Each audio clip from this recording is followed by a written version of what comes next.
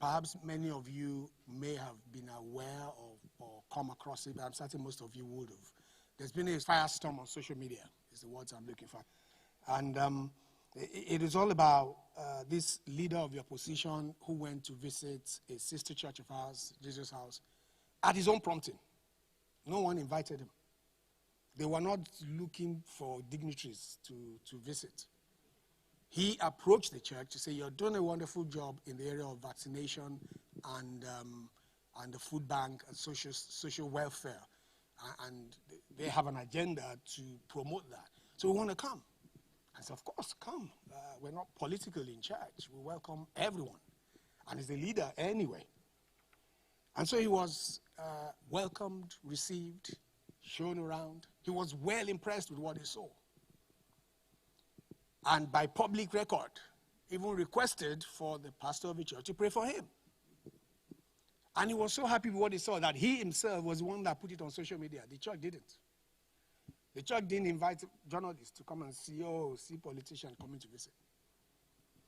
And then, a minority voice that is vociferous was unhappy that he would go to a church. I bet if you ask anyone who can speak, from whatever age they are, what a church represents, what a mosque represents, what a synagogue represents, there's no ambiguity, is there?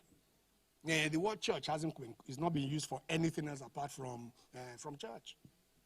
So why would it be a surprise that the church is speaking about the things that God wants to see in the land? And why does that represent a problem for anybody? There's a freedom of choice, even amongst people of God. How much more those who don't even profess faith? They have a right to their passport. They have the right to breathe. They have a right to their existence. They have a right to their choices. But sadly and unfortunately for those minority people, so do we. The day that the voice of expression, of opinion, is going to be muffled is the day the church will arise and fight. I have as much right as Keir Starmer to express myself as I choose to. And I expect that everyone who aspires to the highest office in this land must respect differences of opinion and honor it. And so I want to say this. The accusations that were laid, the vitriol and the venom that pursued that church could as well have been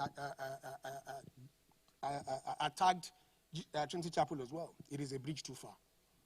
So, Sir Keir Starmer, I pray you will receive this, and please, you have one more apology to make.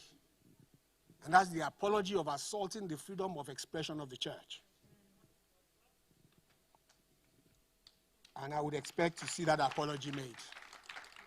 You have chosen to insult, denigrate, and assault the church for political gains. And that is sad and unfortunate.